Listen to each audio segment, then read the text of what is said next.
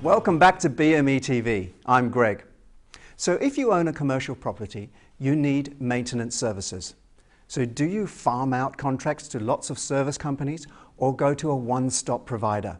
Recently, I met with BME expert Mark Lye to discuss the pros and cons of whether putting all your eggs in one basket is the right thing to do. Hi Mark, great to see you again. Thanks, Greg. How are you? Yeah, very well. That's good. What are comprehensive arrangements?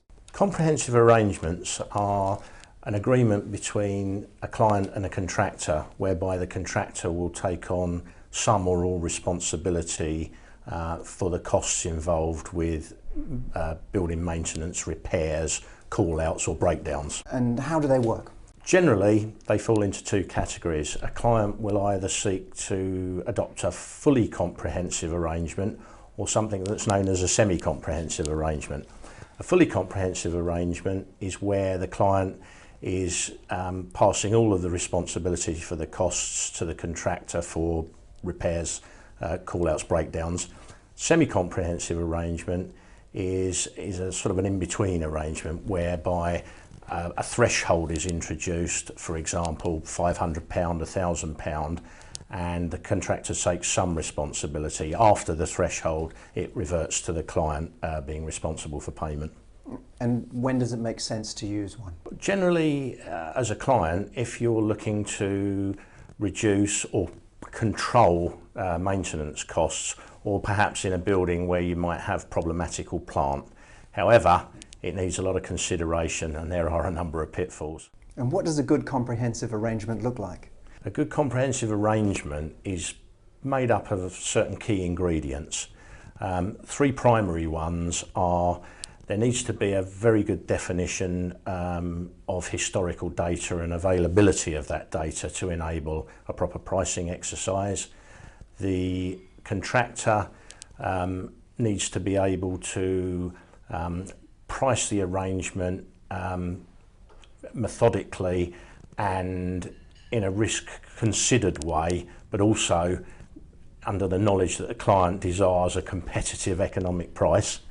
Right. And the third arrangement is that the client needs to create an environment where the contractor can nonetheless perform and still deliver a good quality service. Right, okay, and you mentioned pitfalls, but can you give me some examples? Comprehensive arrangements are fraught with pitfalls. Typically things such as ill definition leading to a lack of clarity in the contract, contractual disputes, the lack of historical data doesn't afford a contractor the opportunity to be competitive, so he loads a load of risk money into it, things of that nature. All of those can erode the potential benefits that a client might obtain. Right, okay. And how can you best measure the value and service? Well, a client would measure it in terms of his ability to unload the risk, and in a way it's an insurance policy for a client. But in true terms of measuring it, it needs to start with, back to my key ingredients of defining and getting a well-defined contract in place that everybody understands.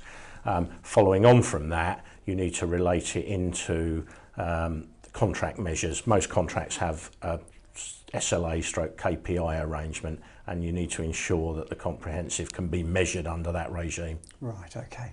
Mark, thank you very much once again. Look forward to seeing you next time. Now remember, each episode comes with fact sheets and recommended links which you can download free from this page and gradually build a library of knowledge for your building maintenance team. So make sure you're registered. It's entirely free thanks to our sponsors. And if you need an expert view of any aspect of commercial building maintenance, connect with us on BME TV social media. That's it for now, and see you soon in the next part of our Building Maintenance Expert series.